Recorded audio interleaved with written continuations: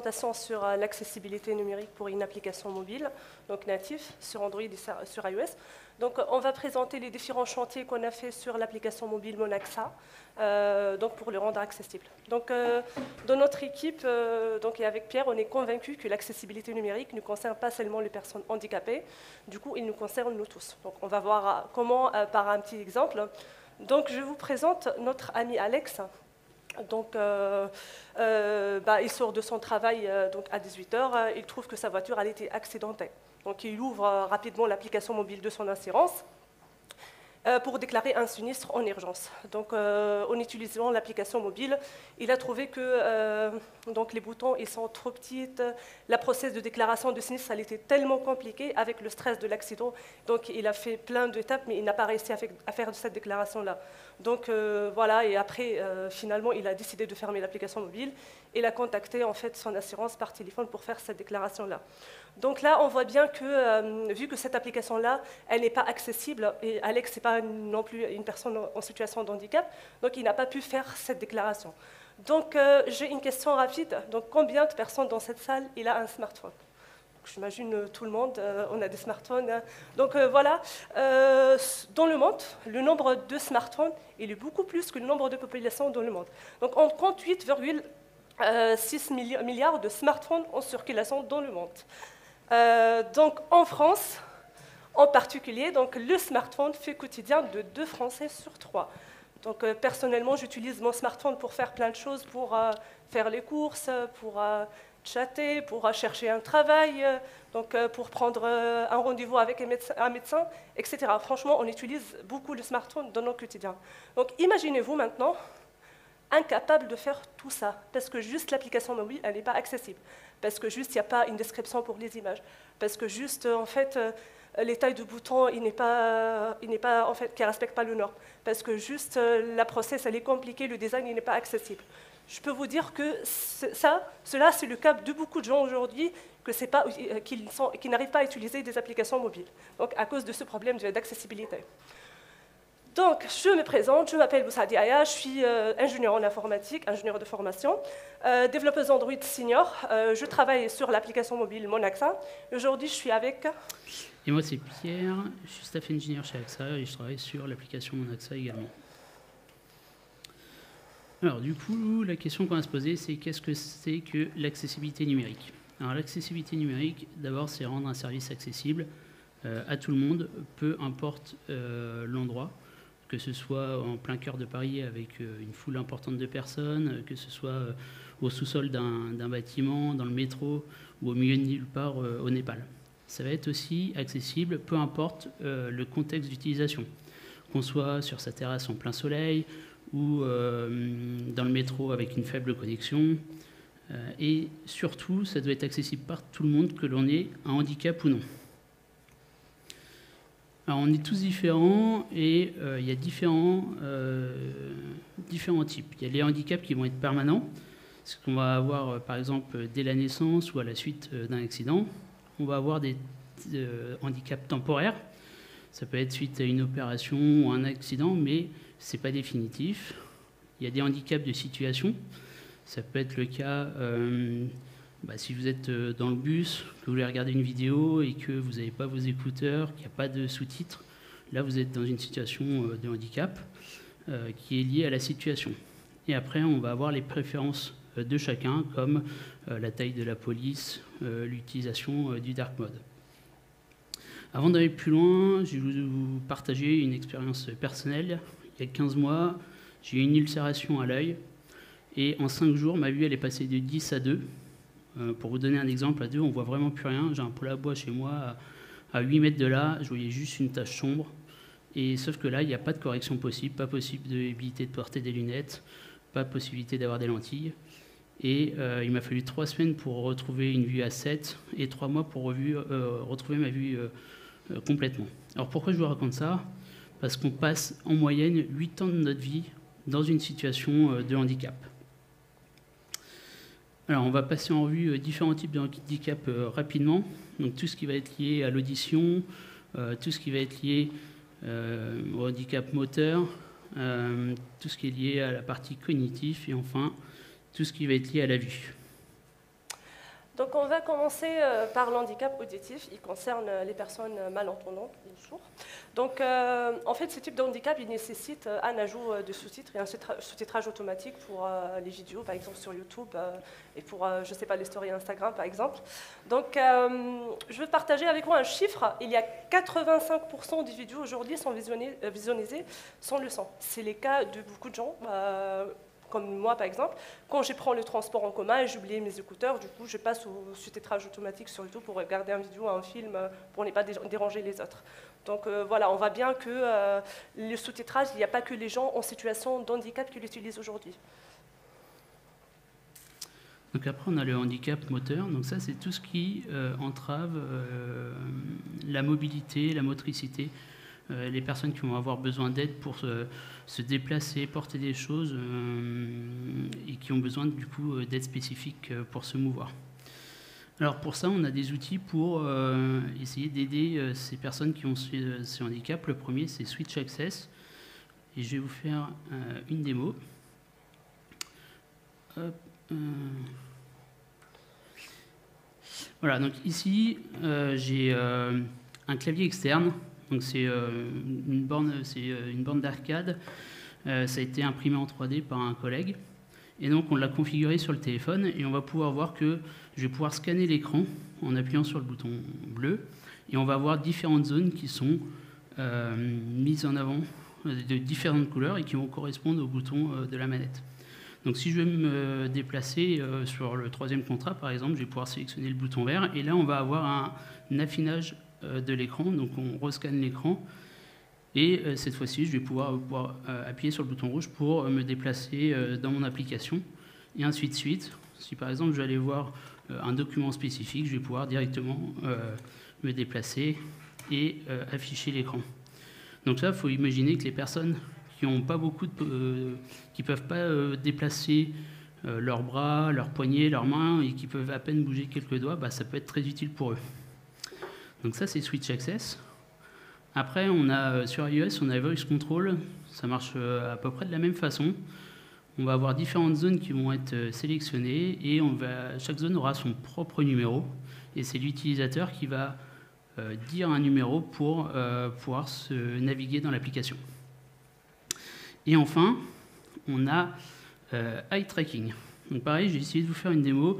Eye Tracking, c'est une nouvelle fonctionnalité qui est arrivée avec iOS 18 en septembre dernier et c'est disponible à partir des iPhone 12 et les modèles suivants. Donc c'est directement lié avec les fonctionnalités de la Vision Pro qui sont sorties il y a un peu plus d'un an. Et alors la seule différence c'est que sur l'iPhone on n'a qu'une seule caméra, contrairement à la Vision où de mémoire il y en a 2 ou 4. Et donc là, juste avec le regard, on va pouvoir utiliser notre téléphone. Donc, j'ai essayé de vous faire une démonstration rapidement. Voilà, donc là, je peux essayer de choisir un contrat et de pouvoir naviguer dans l'application. Donc c'est quelque chose qui vient de sortir, qui est assez prometteur. Et pareil, je vais pouvoir aller naviguer et aller afficher un document comme j'ai pu le faire précédemment. Si vous voulez le tester, si vous avez un iPhone, il suffit d'aller dans les réglages, accessibilité, et en français ça s'appelle suivi du regard. Donc, l'handicap visuel, c'est les personnes malvoyantes ou non-voyantes. Donc, aujourd'hui, avec nos OS, donc ces personnes-là, ils ont la capacité ils peuvent utiliser le smartphone en autonomie en utilisant en fait des outils de lecteur d'écran comme TalkBack sur Android et VoiceOver sur iOS. Il y a aussi l'option de clavier braille. Donc, on va voir rapidement un petit démo sur TalkBack. Alors, pour activer TalkBack, il suffit juste d'aller rapidement sur Paramètres, puis Accessibilité, puis activer TalkBack. Malheureusement, je n'ai pas le son pour le vidéo. Donc là, en activant TalkBack, donc, on a la possibilité en fait, de faire quelques gestures. Donc avec le smartphone, pardon. Donc voilà, il va annoncer à chaque fois, donc on tape sur une zone, il va annoncer le texte affiché dans l'écran. Désolé pour on a un petit problème sur le son. Après, donc parmi ce geste-là, ces petites gestures-là, donc on a par exemple un seul tap pour sélectionner un élément, double tap pour activer un élément comme un bouton, un switch, etc. Donc scroll avec 2 doigts pour scroller et le swipe pour passer d'un composant à un autre. Donc voilà. On va voir un démo rapide aussi sur le clavier braille. Donc le clavier braille, ça se présente en 2 chiffres. Donc chaque combinaison de chiffres, elle présente une lettre. Là, on a essayé dans le vidéo de faire un petit texte. Et voilà, donc normalement, les personnes qui connaissent la méthode de braille, ils sont autonomes à utiliser ça, ce clavier braille sur le téléphone. Alors ensuite, on a le handicap cognitif. Donc ça se traduit par une perturbation de l'équilibre psychologique. Ça va être des maladies comme TDAH, la dyslexie, Alzheimer. Et finalement, les solutions, c'est de respecter les bonnes pratiques UX pour éviter d'avoir une charge cognitive trop importante. Donc, on va passer maintenant voir les différentes anomalies d'accessibilité qu'on pourra détecter dans une application mobile. Donc, on a essayé de faire les choses les plus simples à corriger. On va commencer par le big font. Donc, le big font, c'est quoi? Je te laisse Pierre commencer. Alors, le big font, c'est... je vais juste lancer la vidéo.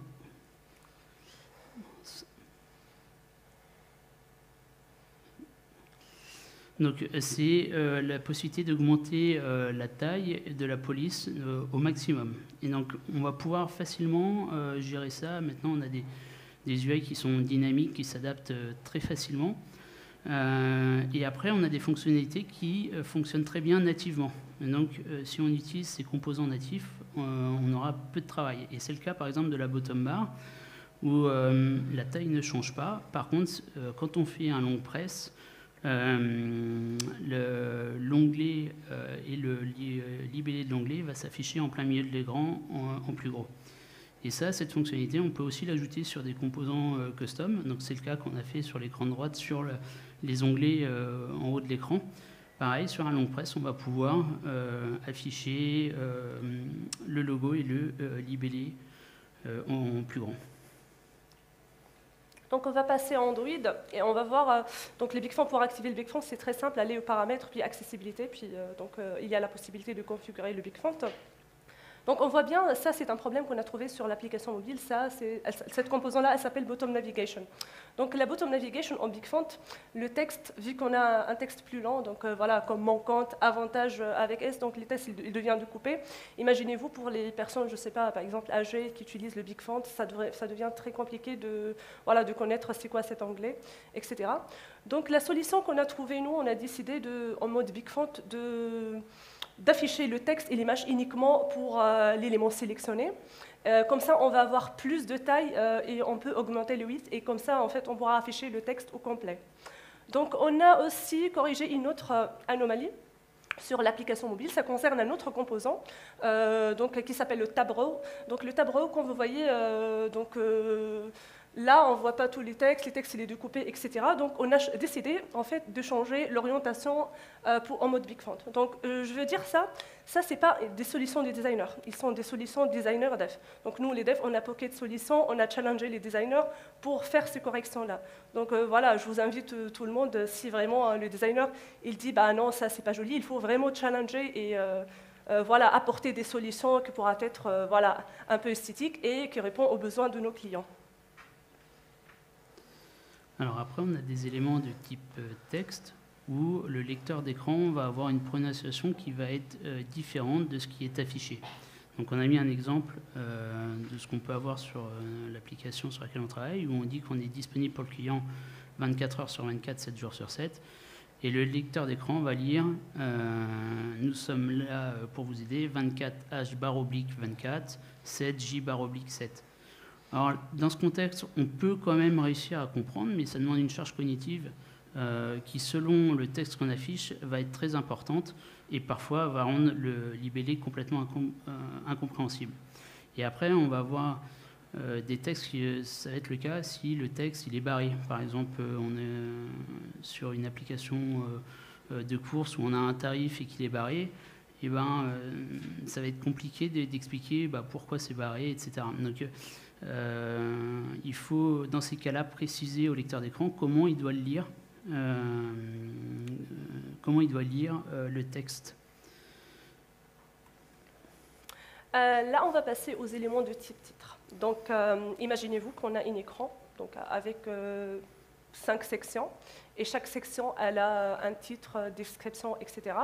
Donc, vous connaissez maintenant le comportement de Talkback. Si on va swiper élément par élément, et on souhaite d'aller, par exemple, à la composant numéro 5, ça devra passer en composant par composant. Donc, pour les personnes qui utilisent Talkback, ça devra être très compliqué de chercher l'information dans l'écran. Donc, Talkback, il offre la possibilité de faire une petite configuration en mode titre. Donc, pour faire je vais présenter une vidéo sur ça, mais en fait, c'est juste pour vous dire, pour faire en fait cette petite déclaration et dire à Talkback que ce texte-là, c'est un titre, il suffit juste, par exemple, sur Android, d'ajouter ces petites lignes-là. Ça ne coûte pas grand-chose, c'est très simple. Donc, on va voir juste rapidement, en ajoutant ce titre-là. Donc, on a la possibilité, là, de configurer Talkback sur la navigation par titre. Donc là, on va dire titre. Commande, puis titre. Et puis en swipant, donc on aura la possibilité, par exemple, dans cet écran-là, de passer de premier titre, deuxième titre, puis quatrième titre, ainsi de suite. Donc voilà, ça facilite la tâche pour les personnes qui utilisent Talkback.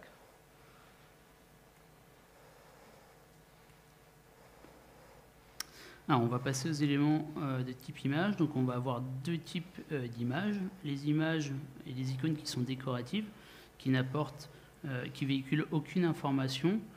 Et dans ces cas-là, il va falloir les ignorer. Donc, on peut le faire très facilement en définissant, en spécifiant qu'il faut au lecteur d'écran qu'il ne faut pas lire l'image. Et après, on va avoir les éléments qui transmettent de l'information. Et du coup, c'est important d'être succinct. Il n'y a pas besoin de préciser que c'est une image. Il faut éviter de se répéter. Et c'est assez important. Et on a mis l'exemple là d'un loader. On a une page en chargement. Si on n'est pas en train de préciser et qu'il n'y a rien d'autre d'affiché à l'écran et qu'on n'est pas en train de préciser à l'utilisateur que la page est en cours de chargement, fatalement, l'utilisateur ne va pas forcément savoir ce qui se passe et potentiellement va penser qu'il y a un problème. Donc c'est important d'ajouter une description. Là, malheureusement, on n'a pas en fait le son aussi, mais l'objectif, c'est de vous montrer que cette petite back, donc là, on a ajouté une petite description pour du retour bouton, et là, Talkback, en ajoutant ce petit texte-là, il va annoncer retour bouton à chaque fois. Et comme ça, donc l'utilisateur, il peut voir que ça, c'est un bouton pour faire le retour. Si on n'ajoute pas de spécification, le lecteur d'écran va donner par défaut le nom de l'image, donc potentiellement flèche ou peu importe, mais pas forcément la bonne information. En l'occurrence, juste de dire qu'il s'agit d'un bouton pour retourner à l'écran précédent. Alors maintenant, on va voir les éléments de type bouton et switch. Donc pour les switches, le plus conseillé, c'est d'avoir une zone interactive large et explicite. Donc imaginez-vous, on a un texte, puis à côté de ce texte-là, on a un switch pour activer les notifications, par exemple.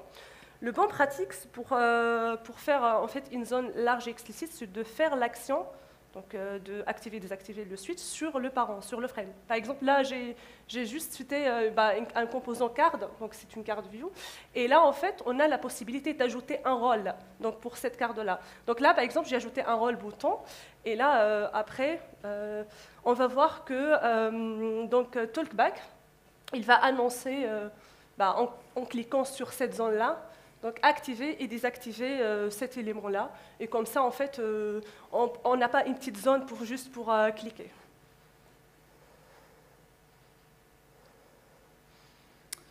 Alors, comment on détecte les anomalies d'accessibilité? Au démarrage du projet, nous, la première chose qu'on a fait, c'est un audit. Sauf que l'audit, dans le cycle de vie du projet, il arrive tardivement. Nous, en tout cas, on l'a fait en pré-production. Et exactement comme on a pu le faire sur la partie sécurité, c'est comment on peut embarquer ça dès le début de la phase de développement. Donc pour ça, on a plusieurs solutions. La première, c'est que dans nos IDE, on a des outils qui nous permettent de détecter ces anomalies. Donc c'est le cas sur Android avec UI Check Mode et sur iOS avec Accessibility Inspector. Le problème, c'est que ces outils sont accessibles qu'aux développeurs et ça ne permet pas à d'autres personnes d'accéder à ces informations-là. Ensuite, sur Android, on a une application qui s'appelle Accessibility Scanner. Donc ça, c'est une application qu'on peut télécharger gratuitement sur le store et ça va nous permettre de faire un scan de l'écran et de remonter des anomalies. Alors, je vais vous faire une démonstration. Donc là, je suis sur un écran de demande de remboursement santé. Et donc j'ai activé Accessibility Scanner et j'ai un bouton flottant en plein milieu qui va pouvoir me permettre de faire un scan de l'écran. Il fait le scan et donc là il va mettre en évidence trois zones qui a priori sont des anomalies d'accessibilité. Le premier, quand je regarde, la description qui me dit, c'est que la description du contenu de cet élément contient peut-être du texte superflu. Donc c'est ce qu'on disait tout à l'heure, il faut faire attention quand on essaye de décrire un élément. Là, en l'occurrence, on peut certainement éviter d'avoir ce texte superflu. Ensuite, le deuxième, c'est la zone tactile où il dit que la hauteur est de 41 dp et que les guidelines recommandent 48 dp. Et là, on se rend compte que ça peut être un gros problème parce qu'il suffit d'avoir une main un peu pâteuse, des gros doigts, et tout de suite, on se retrouve qu'avec des zones d'interaction où on ne peut pas cliquer. Je suis sûr que ça arrive à plein d'entre vous, et c'est un peu pénible. Du coup, c'est là où il faut faut essayer de suivre ces guidelines. Donc c'est 48 dp sur Android, 44 pixels sur iOS. Et j'allais rajouter quelque chose, j'ai oublié. C'est pas grave.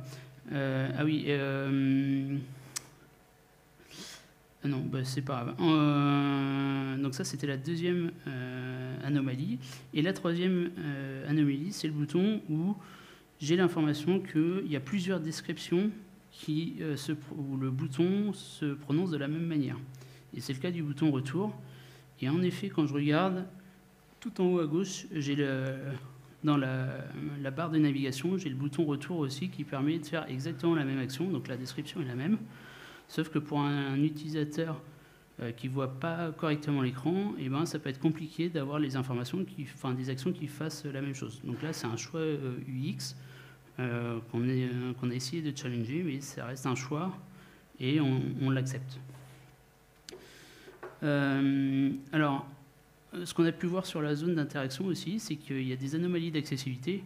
Elles sont quasiment impossibles de voir à l'œil nu sans outil. La zone d'interaction, bon courage pour la savoir sans outil. Mais il y en a d'autres, ce sera l'inverse, on ne pourra pas les voir de manière automatique. Ensuite, on a testé AxDevTools de Dequay. Donc, pour Android, la solution elle est assez similaire à Accessibility Scanner. Pour iOS, c'est un peu différent parce que ça utilise des tests et du coup, c'est plus orienté dev comme outil. L'avantage, c'est qu'on peut l'automatiser et le mettre dans une pipeline d'intégration continue. Et l'inconvénient de AxDevTools, c'est que c'est un outil payant. Maintenant, j'ai une question. D'après vous, qui est responsable de mettre en avant le sujet d'accessibilité dans une équipe? J'espère que j'ai des réponses. Allez, voilà, bonne réponse.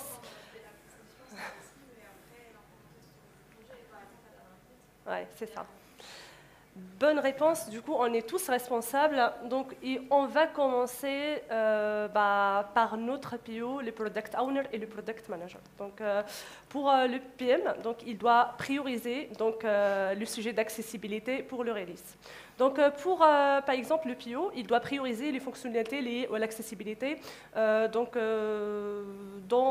prenant en compte le sujet d'accessibilité. Donc, aussi, on a parlé, en fait, on a parlé en fait, de l'accessibilité. Il doit aussi suivre et piloter les indicateurs d'accessibilité numérique donc, dans le projet. Après...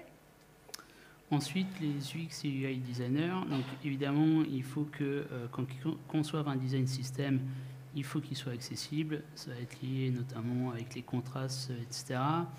Il va falloir spécifier le design d'accessibilité numérique et surtout vérifier que dans les user stories qui sont implémentées, l'accessibilité est bien prise en compte.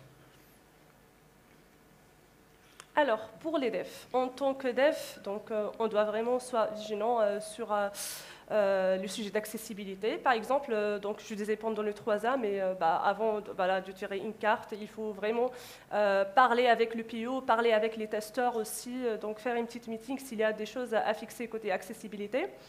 Il faut aussi ajouter les critères d'accessibilité dans le code review et dans le pull request. Du coup, si on fait un review de code d'un collègue, c'est bien aussi, il ne faut pas juste dire le code il n'est pas stylé, machin, il faut aussi dire que tu as oublié d'ajouter une description à une image, tu as oublié de mettre le critère d'accessibilité, etc. Donc Pierre aussi, il a partagé en fait quelques outils qu'on pourra utiliser côté dev. Donc sur Android, par exemple, on a avec notre éditeur l'UI Check Mode. Donc on pourra par exemple faire une petite analyse sur nos designs, vérifier si les tailles de boutons ils respectent les normes là ou non. Donc comme ça on pourra challenger les designers donc sur le design, un design accessible. Et enfin, les testeurs, donc ils doivent aussi s'assurer qu'on a bien pris en compte l'accessibilité numérique lors de l'atelier des Trois Amigos. Donc l'atelier des Trois Amigos, c'est un atelier où le PO, le BA, le PO ou le BA, un dev et un testeur se réunissent pour essayer de co-construire la user story. Et du coup, bien se poser les questions en termes d'accessibilité numérique. Est-ce que c'est bien respecté? Après, il va y avoir évidemment les critères d'acceptance qui doivent être validés lors du pair test. Et également s'assurer que l'accessibilité numérique est bien pris en compte dans leur stratégie de test pour que ce soit pris en compte lors de leur recette. Alors, ce qu'on voulait mettre en avant, c'est que l'accessibilité, ce n'est pas un privilège, c'est un droit pour tout le monde. Et du coup, nous, on vous encourage à commencer à parler d'accessibilité numérique dans vos équipes. Comme vous avez pu voir, il y a pas mal de choses qu'on peut faire assez facilement, qui n'ont pas un gros coût au premier abord. Il y aura des choses plus complexes par la suite, mais en tout cas, pour commencer, c'est pas... il y a des choses qui sont quand même relativement simples pour mettre en place. Alors, on aura le temps pour les questions 5 minutes. On a un peu de temps pour les questions. Allez, si vous avez des questions... Non?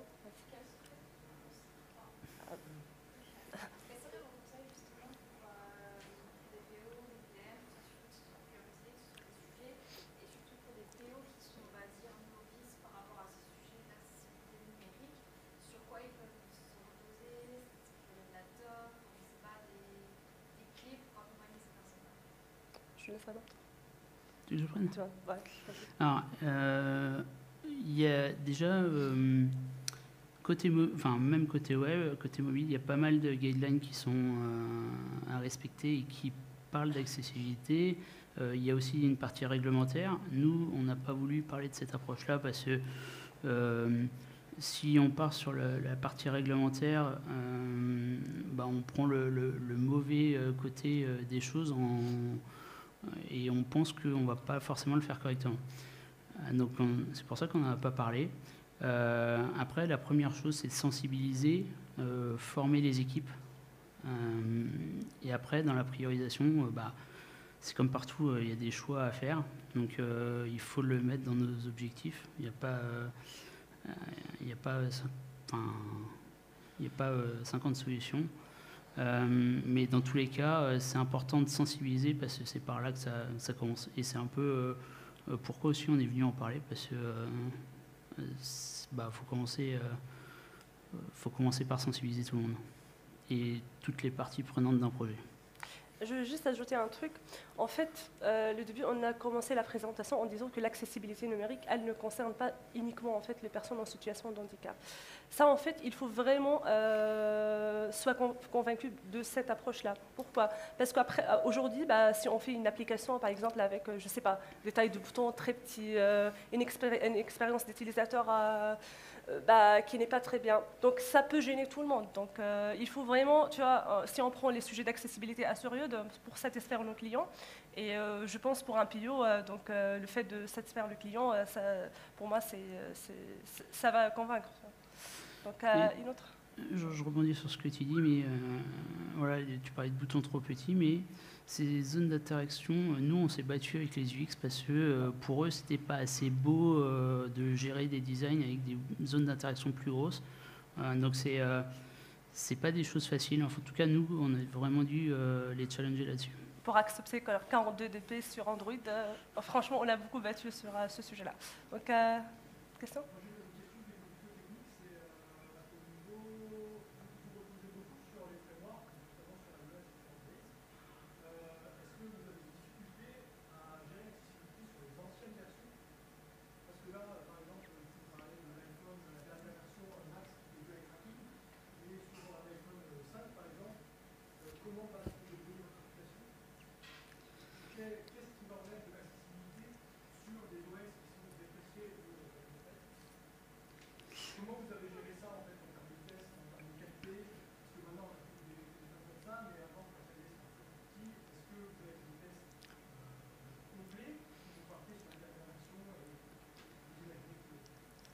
On parle de Big Font là.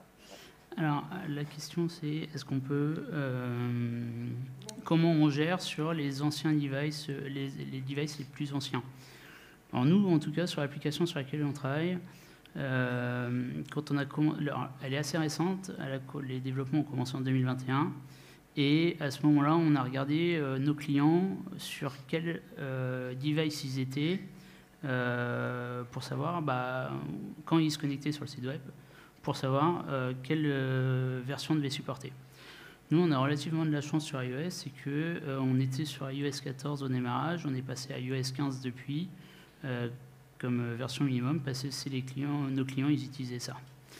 Et à partir de là, alors je dis ça, mais sur iOS, l'accessibilité existe depuis très longtemps.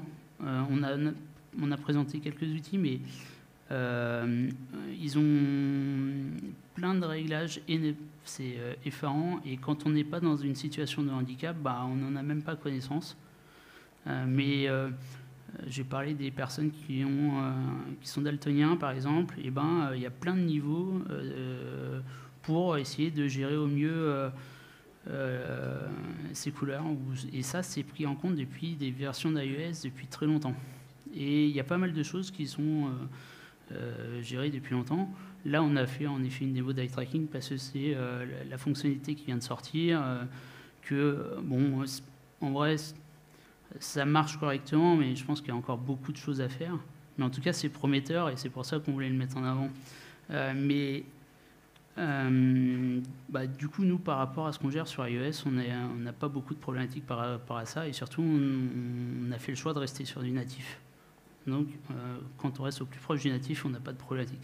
Sur Android, c'est un peu différent parce qu'on gère plus de versions anciennes.